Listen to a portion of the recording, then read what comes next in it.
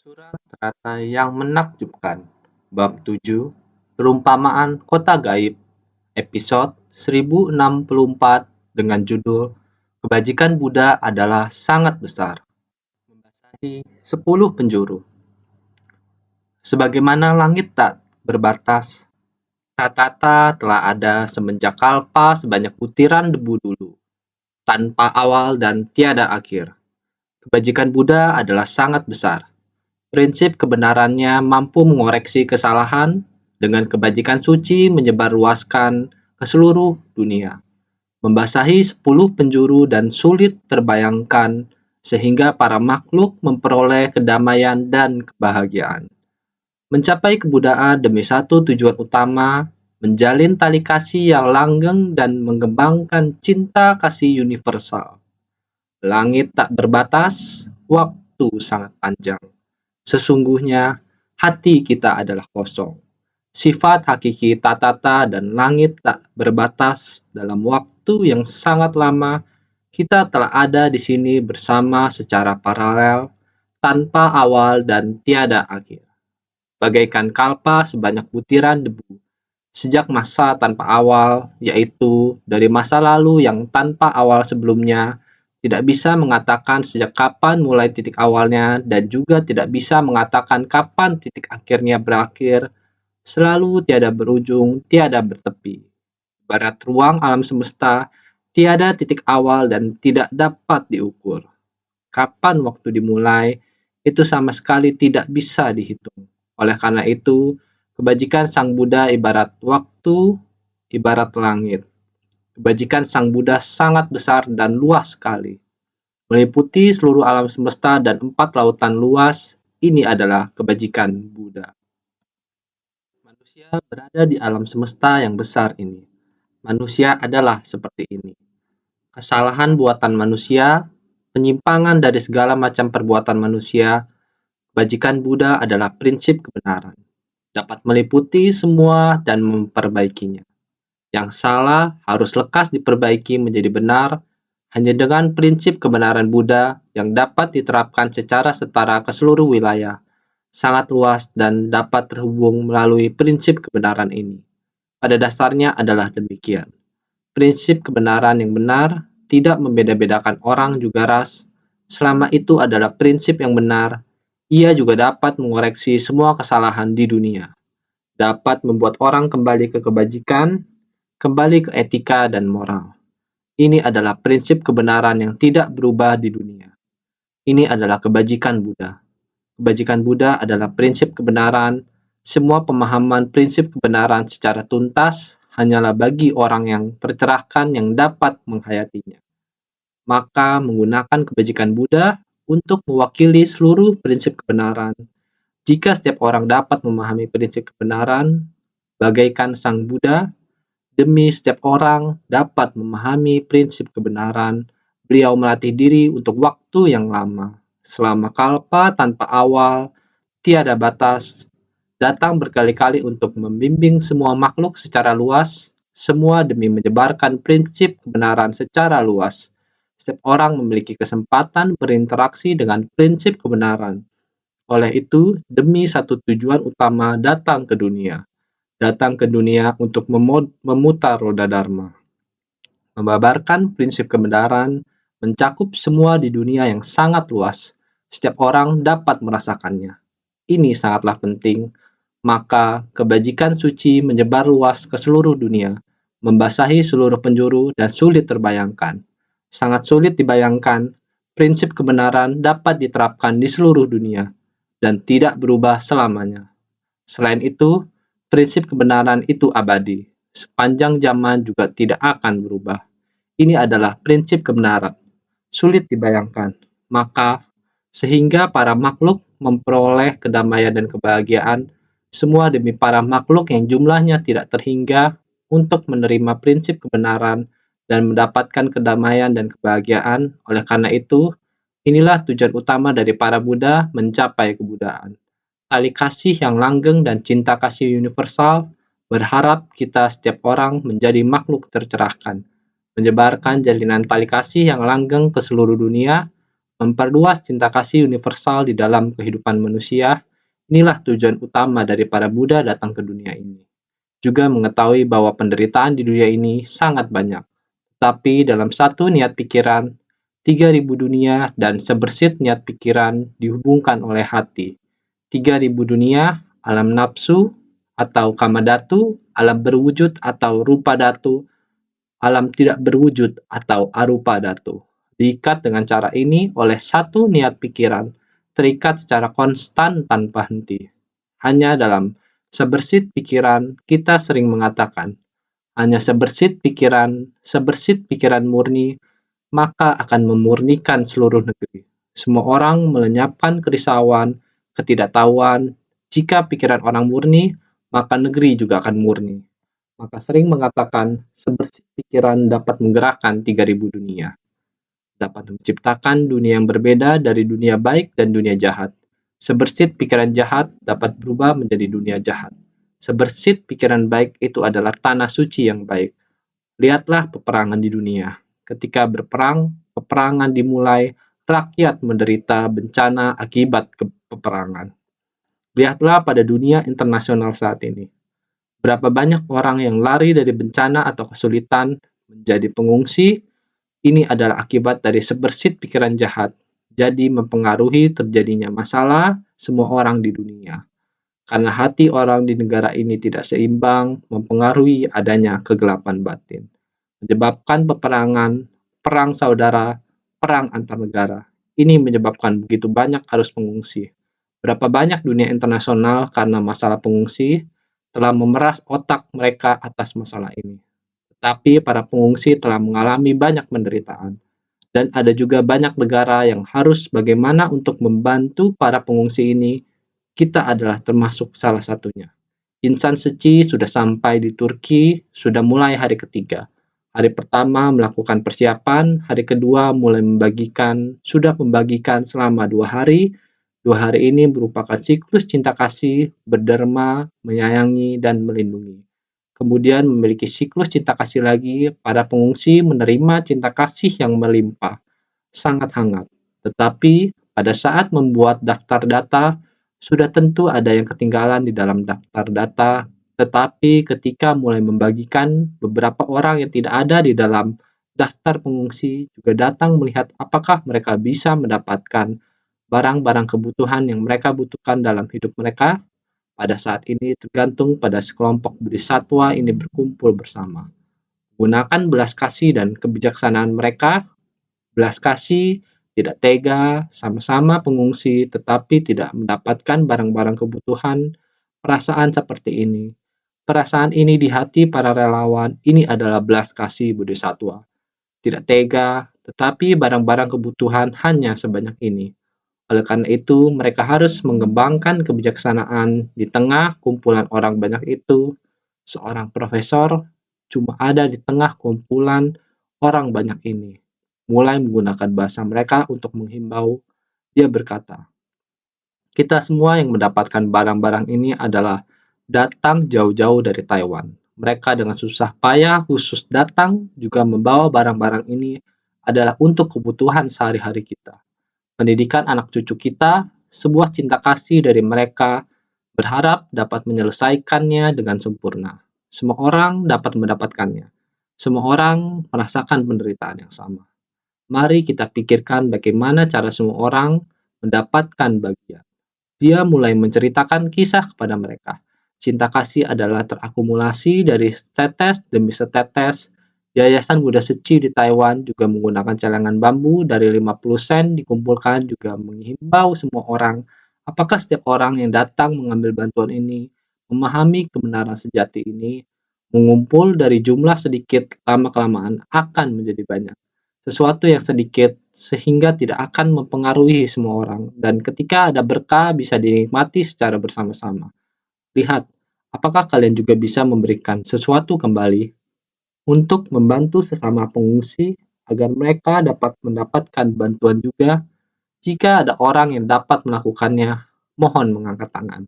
Semua orang mengangkat tangan mereka dengan uang yang sedikit, beberapa uang koin atau berbagi lagi sedikit barang mereka. Semua orang setuju, sehingga pembagian bantuan yang kedua kali.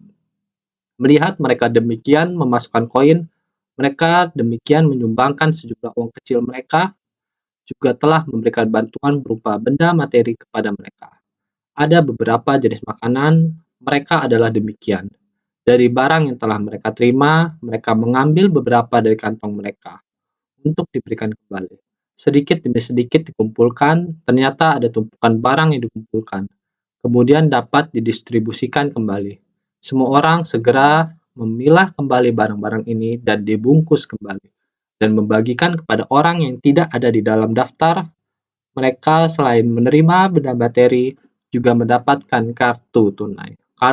Karena yang kita terima adalah dalam bentuk uang koin kecil, kita mengumpulkan kembali dan kemudian berkomunikasi dengan pasar lokal. Dengan kartu tunai ini, mereka bisa mengambil barang, sehingga dengan benda materi dan kartu tunai dapat membuat semua bersukacita. Ini adalah di Turki, Pasar Sultanasi. Tempatnya sangat besar, dapat menampung 2 kali pemberi bantuan. Sebanyak 2.000 sampai 3.000 orang, demikian sangat lancar.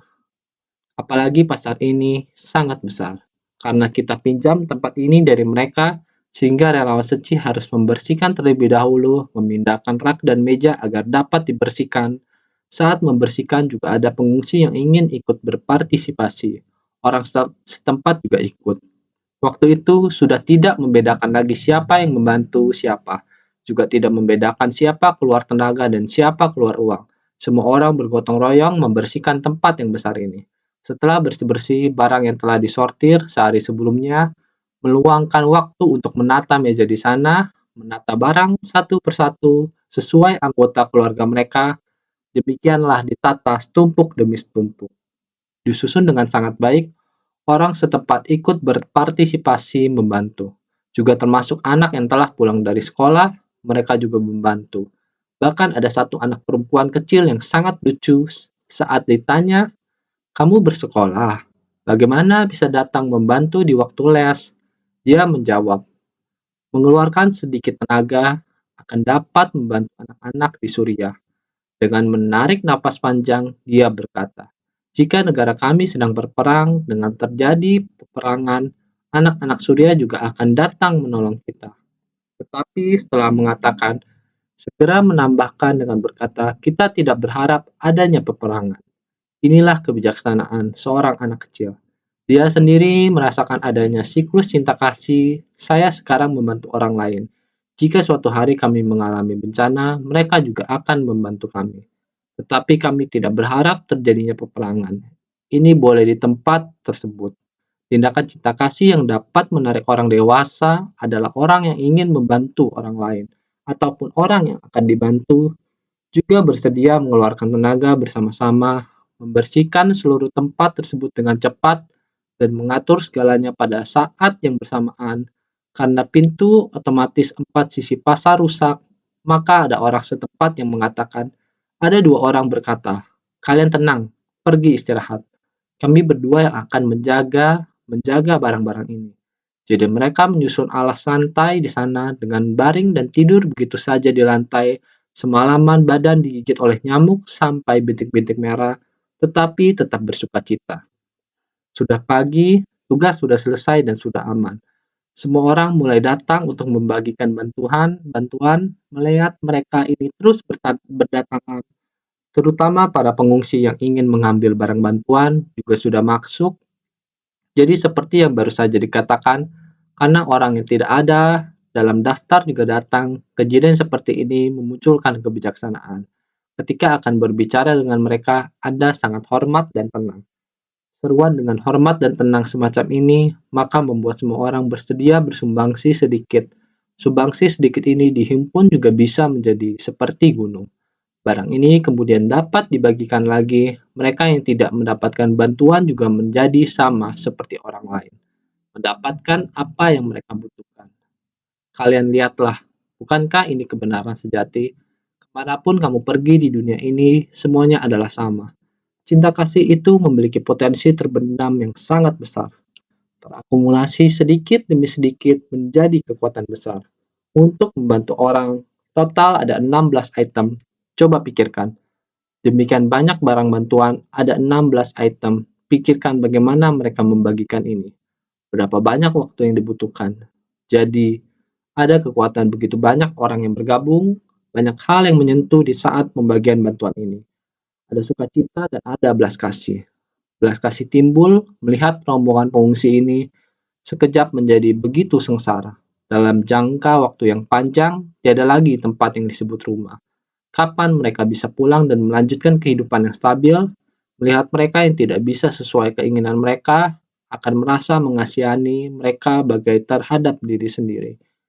Perasaan mereka adalah perasaan kita. Mengasihani insan lain adalah bagai terhadap diri sendiri, akan tetapi setiap orang memiliki kekuatan yang tersimpan. Setiap orang dengan harmonis datang membantu, dan setiap orang sama-sama memiliki rasa bersyukur. Karena menerima cinta kasih ini, cinta kasih dapat mencapai begitu banyak orang yang menderita. Ini adalah siklus cinta kasih. Sebersit niat bajik dapat mencakupi seluruh dunia. Bagaimana dengan sebersit niat jahat? Para makhluk yang menderita telah mempengaruhi dunia. Hanya karena sebersit niat pikiran saja, jadi alam semesta begitu luas. Ruang angkasa tidak berbatas.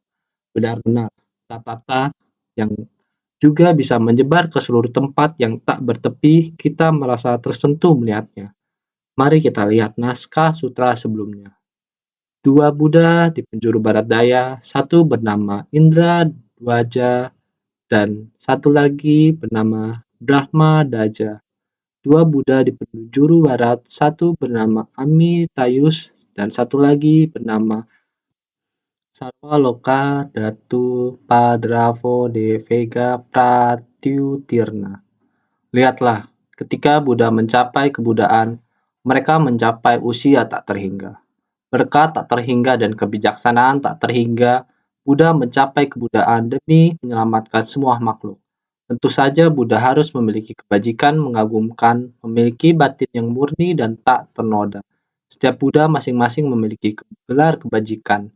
Dua Buddha di penjuru barat laut, satu bernama Tamalapatra Candana Ganda Bigna, satu lagi bernama Marukalpa. Dua Buddha di penjuru utara, satu bernama Megaswaradipa, satu lagi bernama Megaswara Raja.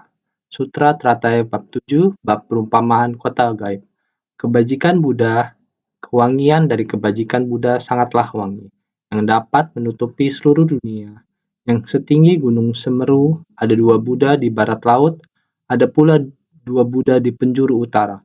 Satu bernama Megaswaradipa, satunya lagi bernama Megaswaraja.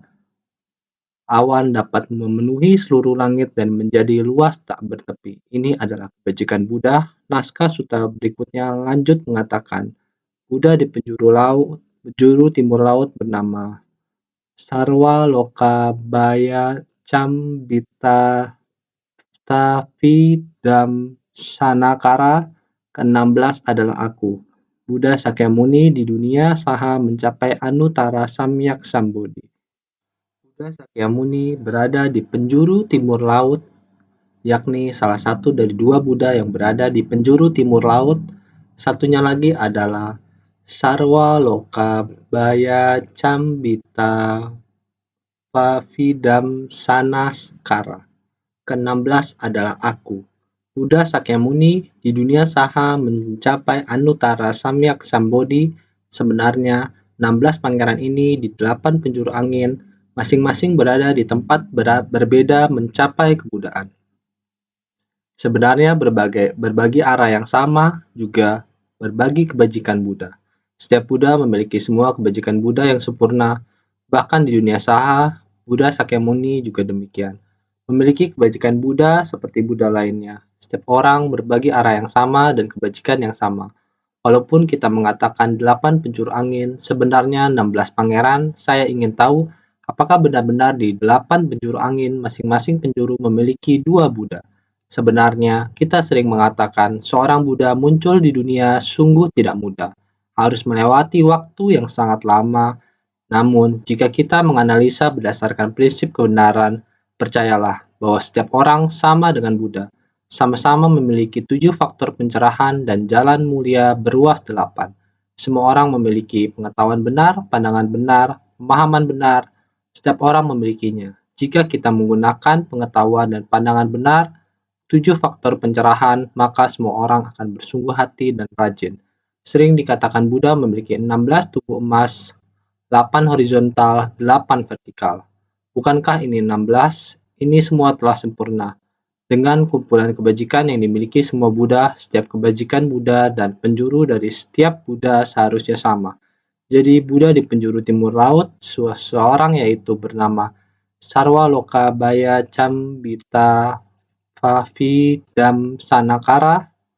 Buddha di penjuru timur laut bernama Sarwalokabaya Cambita Sanakara. Segala materi berwujud di dunia akan mengalami pembentukan dan kerusakan.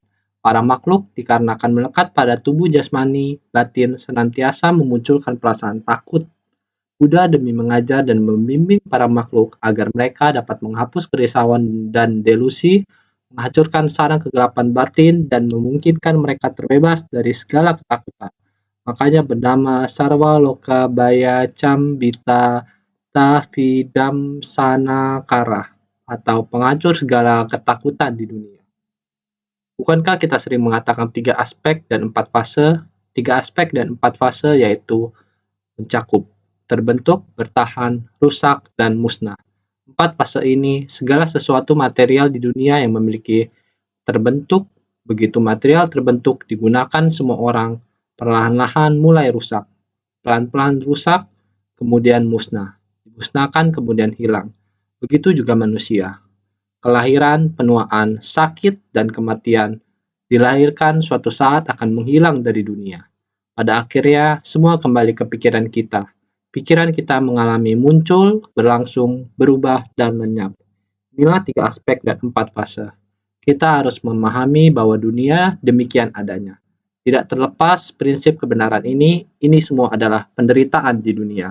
Jadi dunia mengalami Sarwalokabaya Cambita Sanakara, atau penghancur segala ketakutan di dunia. Dunia karena begitu banyak manusia, seperti baru tadi kita bahas tentang Surya, sebuah negara yang baik-baik berubah di mana keluarga tercerai-berai, orang-orang melarikan diri, yang sakit, yang meninggal, sungguh membuat orang ketakutan. Buddha muncul di dunia, berharap ketakutan dan penderitaan di dunia ini bisa dihilangkan. Mengubah penderitaan menjadi kebahagiaan, ini menunjukkan berbagai wujud material di dunia. Semuanya ada, terbentuk, bertahan, rusak, dan musnah. Ini semua karena nafsu keinginan kita para makhluk. Nafsu keinginan dan rupa, karena ada nafsu keinginan dan kemelekatan, keserakahan pada berbagai wujud dan rupa, menciptakan ketidakseimbangan dalam pikiran. Akan menciptakan begitu banyak penderitaan, menjadi begitu banyak ketakutan. Ini adalah penderitaan di dunia. Buddha demi untuk mengajar dan membimbing para makhluk agar mereka dapat menghapus kerisauan dan delusi. Begitu banyak penderitaan di dunia menyebabkan setiap orang tidak tenang, ketakutan, tidak tenang, sangat takut. Semua ini karena hati manusia. Sehingga Buddha muncul. Setiap Buddha, para Buddha, semua memiliki ajaran yang sama. Muncul di dunia untuk mengajar dan membimbing para makhluk, agar mereka dapat menghapus kerisauan dan delusi para makhluk, menghancurkan sarang kegelapan batin, memungkinkan mereka terbebas dari segala ketakutan, kegelapan batin, dan kekotoran batin kita, seperti burung menghancurkan sarangnya. Oleh karena itu, Buddha ingin menghapus kerisauan dan delusi kita, juga menghancurkan sarang kegelapan batin yang dibangun seperti burung. Kita tidak ingin di dalam batin kita terus menciptakan kegelapan batin dan kebutuhan batin, sehingga menghilangkan segala ketakutan. Karena demikian dinamakan Sarwalokabaya Cambita Sanakara. Jika kita tidak ada kegelapan batin, tidak akan ada kerisauan dan ketakutan. Sutra Hati sering melafalkan, ke-16 adalah aku, Buddha Sakyamuni. Sakya di sini berarti mampu memberi perhatian, mendidik, dan membimbing para makhluk, makanya dinamakan mampu memberi perhatian. Muni di sini berarti hening dan diam, adalah telah merealisasikan prinsip dan kebijaksanaan sejati. Beliau atau Buddha lahir di dunia yang sama dengan kita, Sakya. Di sini diterjemahkan sebagai mampu memberi perhatian. Mampu memberi perhatian adalah kewelas asian dan kebijaksanaan. Dia bisa membimbing para makhluk. Ini adalah mampu memberi perhatian. Muni adalah hening dan diam. Telah mencapai keheningan dan ketenangan, hati tidak akan tergoyahkan. Kalpa tiada awal, kalpa butiran debu. Pada masa 16 pangeran sudah begini. Para Buddha yang sudah memberi persembahan di masa lalu melatih diri adalah begitu lama waktunya. Apalagi di kalpa sebanyak butiran debu sebelumnya hingga sampai saat telah mencapai kebudaan semacam batin yang diasah. Benar-benar telah mencapai di alam keheningan dan ketenangan. Seperti di ruang angkasa yang hening dan diam, batin berada dalam kondisi tenang dan jernih. Melatih tekad seluas alam hampa tiada berbatas, oleh sebab itu, inilah keheningan dan diam. Ini adalah batin Buddha, ruangan tanpa batas, dan juga kewelas asihan dan kebijaksanaannya tanpa batas. Inilah gelar kebajikan Buddha Sakyamuni. Ada dua arti, yaitu gelar kebajikan dari Buddha Sakyamuni memiliki dua makna. Satu, makna perlakuan. Dua, makna keselarasan sempurna.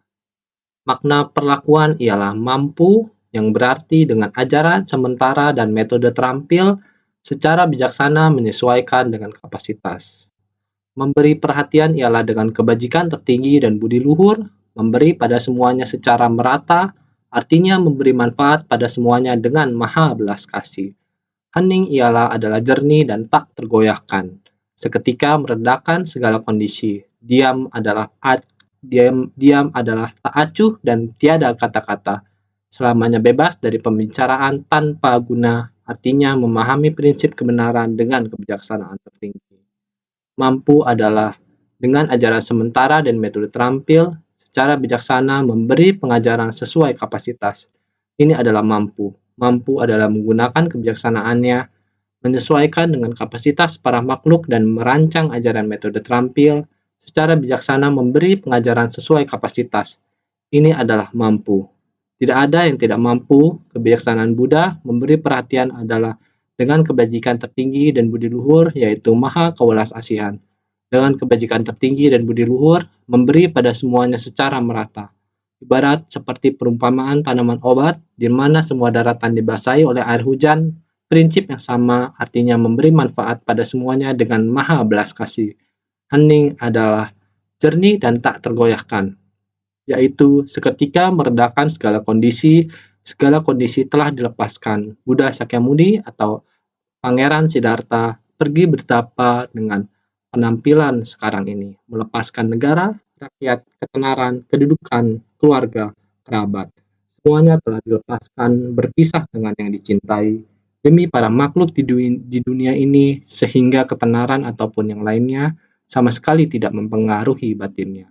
Oleh sebab itu, seketika meredakan segala kondisi, batin sepenuhnya tenang dan murni. Diam adalah tak acuh dan tiada kata, tidak apa-apa yang perlu dikatakan. Berhubung semuanya adalah kosong. Benar-benar apa yang mau dikatakan sehingga ada kalimat yang mengatakan kebenaran akan melampaui kata-kata. Hati yang kacau, maka kata-kata menjadi sembarangan. Sehingga dengan keheningan, setiap membuka mulut semuanya adalah dharma. Bukan kata-kata sembarangan. Suara dari membuka mulut adalah pengajaran. Hanya bersuara ketika akan memberikan pengajaran, jadi ini adalah kebijaksanaan yang unggul. Menyampaikan makna dari prinsip kebenaran dengan baik, ini adalah kebajikan yang hening dari Buddha. Setiap tindakan dan setiap kata akan memberikan manfaat pada para makhluk. Mengajar dan membimbing para makhluk, jadi belas kasih dan kebijaksanaannya, semuanya adalah sempurna. Yang kedua, makna keselarasan sempurna ialah kewelas asihan adalah kebijaksanaan. Sepanjang hari menyadarkan para makhluk tanpa merasa ada makhluk yang harus disadarkan lagi. Dalam gerakan terdapat keheningan. Kebijaksanaan adalah kewelas asihan, tidak memunculkan satu niat pikiran karena senantiasa menyadarkan para makhluk. Dalam keheningan terdapat gerakan, kewelas asihan dan kebijaksanaan. Seluruh kebajikan dari Buddha menerima hingga tuntas tanpa sisa. Kewelas-asihan adalah kebijaksanaan, juga adalah sepanjang hari menyadarkan para makhluk tanpa merasa ada makhluk yang harus disadarkan lagi. Sesungguhnya bersabar tanpa merasa bersabar lagi.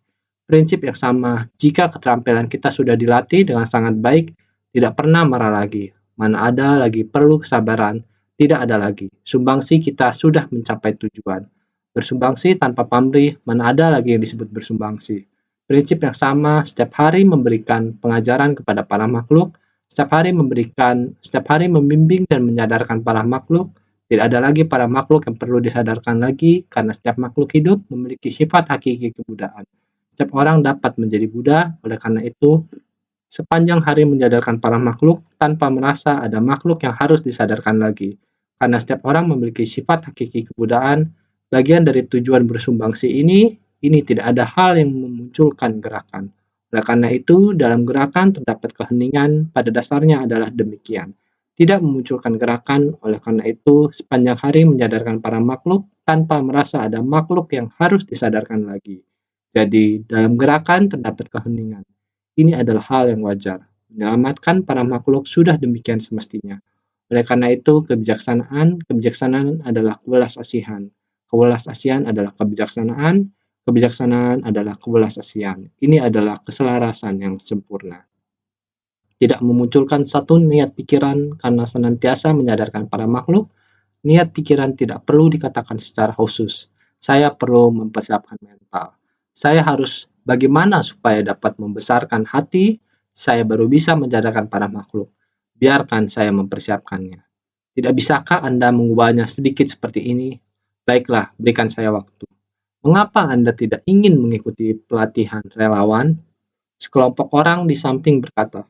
Dia berkata masih ada sedikit kekurangan. Kekurangan apa? Sendiri menjawab, saya masih ada sedikit yang tidak bisa diubah. Biarkan saya mempersiapkannya. Saya bertanya lagi kepadanya, apa yang tidak bisa Anda ubah? Apa yang perlu Anda persiapkan lagi? Dia berkata, saya masih makan sedikit makanan non-vegetarian. Jadi harus menjadi vegan, saya tidak bisa mengubahnya. Inilah yang dia masih harus persiapkan lagi. Sampai kapankah? Akan tetapi kita memiliki kewelas asihan bahwa setiap makhluk memiliki sifat kebudaan, mengasihi insan lain bagaikan terhadap diri sendiri.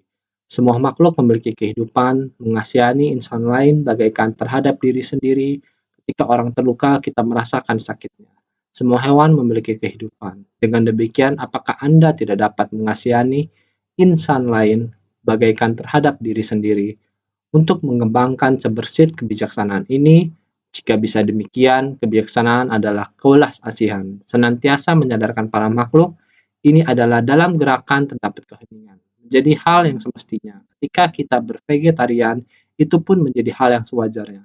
Jika masih butuh waktu untuk mempersiapkan, maka harus membangkitkan kewelas asihan di dalam kebijaksanaan kita. Hati yang penuh welas asih jika bisa mengasihi insan lain bagaikan terhadap diri sendiri.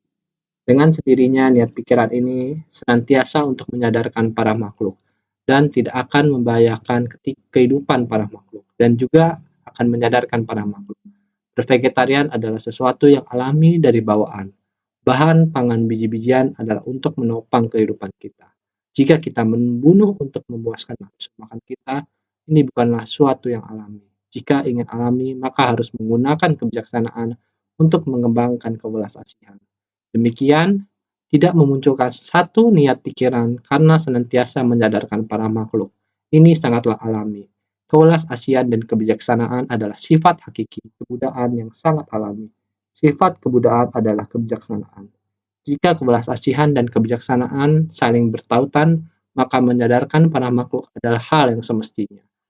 Pada dasarnya tidak memunculkan satu niat pikiran karena senantiasa menyadarkan para makhluk.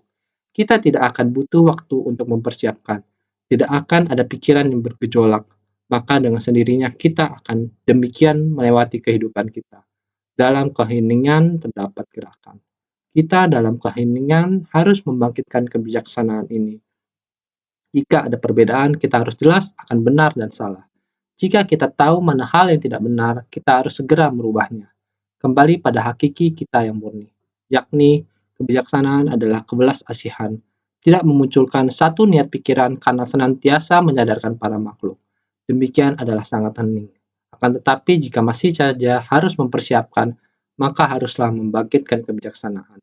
Untuk memahami bahwa setiap kehidupan di dunia adalah setara, kita seharusnya sangat jelas akan ini. Maka kewelas ASEAN dengan kebijaksanaan adalah seluruh kebajikan dari Buddha menerima hingga tuntas tanpa sisa. Kewelas ASEAN dan kebijaksanaan ini adalah keseluruhan dari para Buddha, semua sosok Buddha, baik di 16 Buddha yang ada di 8 penjuru, pada saat itu sudah mencapai kebudaan. Mereka sama halnya memiliki ikrar agung yang sama akan kewelas ASEAN dan kebijaksanaan. Tetap saja memiliki kebajikan ini, negeri di dunia Saha dan ada kondisi di mana Buddha atau Shakyamuni membimbing para makhluk di Maharibu dunia. Di dunia Saha adalah Maharibu dunia sebagai tempat Buddha memberi bimbingan. Saha artinya menanggung, memiliki dua makna berkaitan dengan bodhisattva, yaitu mereka dapat menanggung kebandelan dari para makhluk, tidak kenal lelah dalam memberi manfaat pada semua makhluk. Makanya dinamakan menanggung. Berkaitan dengan para makhluk, mereka masih tersesat, jadi harus menanggung penderitaan, tanpa tahu bagaimana keluar darinya. Ini adalah dunia saha di mana kita menyebutnya dunia yang harus menanggung. Menanggung juga memiliki dua makna, satunya adalah dari sisi bodhisattva. Bodhisattva datang ke dunia juga perlu menanggung, karena harus menanggung para makhluk yang keras kepala. Sudah memberitahu ada sekali demi sekali dan tetap saja tidak bisa merubah tabiat buruk. Ini sungguh tak berdaya. Tidak berdaya, namun tetap harus bersabar. Inilah yang harus ditanggung oleh para bodhisattva di dunia. Untuk bersabar terhadap para makhluk yang keras kepala, yang tabiatnya sulit untuk ditundukkan. Maka tidak boleh kendor. Lelah, namun tidak boleh menyerah. Harus mendidik mereka, demikian memberi manfaat untuk kehidupan. Maka dinamakan menanggung. Inilah kesabaran yang diperlukan bodhisattva. Namun jika dari sisi para makhluk, yakni mereka masih tersesat, karena mereka dalam ketersesatan, para makhluk adalah dalam kebingungan. Sebersit pikiran bodoh akan melahirkan 3 tanda halus. Semua kebingungan di luar kendali diri dan pikiran timbul gejolak, memperbanyak kegelapan batin dan di luar kendali diri tentang ke dunia, yaitu bertumimbal di 6 alam kehidupan, maka masih tersesat jadi harus menanggung penderitaan tanpa tahu bagaimana keluar darinya. Ini adalah para makhluk, karena sudah menciptakan karma maka harus bisa bersabar. Negeri tanggungan adalah Maharibu dunia, tempat di mana satu Buddha memberi bimbingan. Dalam Sutra Karuna Pundarika disebutkan, para makhluk ini harus menanggung 3 racun batin, serta segala kerisauan. Mereka mampu menanggung kejahatan ini, makanya dinamakan tanah tanggungan. Maka negeri tanggungan itu adalah dunia saha. Juga adalah 3000 Maharibu dunia, yakni adalah alam nafsu, alam wujud, dan alam tidak berwujud. 3 kelompok alam ini adalah tempat Buddha membimbing, maka dalam Sutra Karuna Pundarika demikian mengatakan para makhluk ini harus menanggung 3 racun batin, serta segala kerisauan. Mereka mampu menanggung kejahatan ini, makanya dinamakan tanah tanggungan. Terlahirkan di tempat ini, maka harus bisa menanggung, bodhisattva harus bisa menanggung, para makhluk yang berada di tengah penderitaan. Haruslah masuk ke tengah masyarakat untuk membimbing dan menyadarkan para makhluk. Demikian baru bisa mencapai Anuttara Samyak Sambodhi. Ini adalah mencapai penerangan sempurna yang tiada tara. Mencapai Anuttara Samyak Sambodhi artinya mencapai penerangan sempurna tiada tara, menerapkan kebijaksanaan sementara untuk memberi manfaat pada semua makhluk. Segala jenis kapasitas yang berbeda-beda adalah sasaran dari penggunaan kebijaksanaan sementara Tathagata. Esensi dari pencapaian kebudayaan dari Tathagata terletak pada kebijaksanaan sejati. Kegunaan menakjubkan selama satu masa kehidupan mengajar dan membimbing para makhluk tersimpan dalam kebijaksanaan sementara. Kita sungguh harus sepenuh hati, baik itu kebijaksanaan sementara atau kebijaksanaan sejati. Kebijaksanaan sementara harus menggunakan berbagai metode terampil untuk masuk ke tengah masyarakat. Untuk mendukung keberhasilan para makhluk, esensi sejati dari mencapai kebudayaan adalah untuk memiliki kebijaksanaan sejati.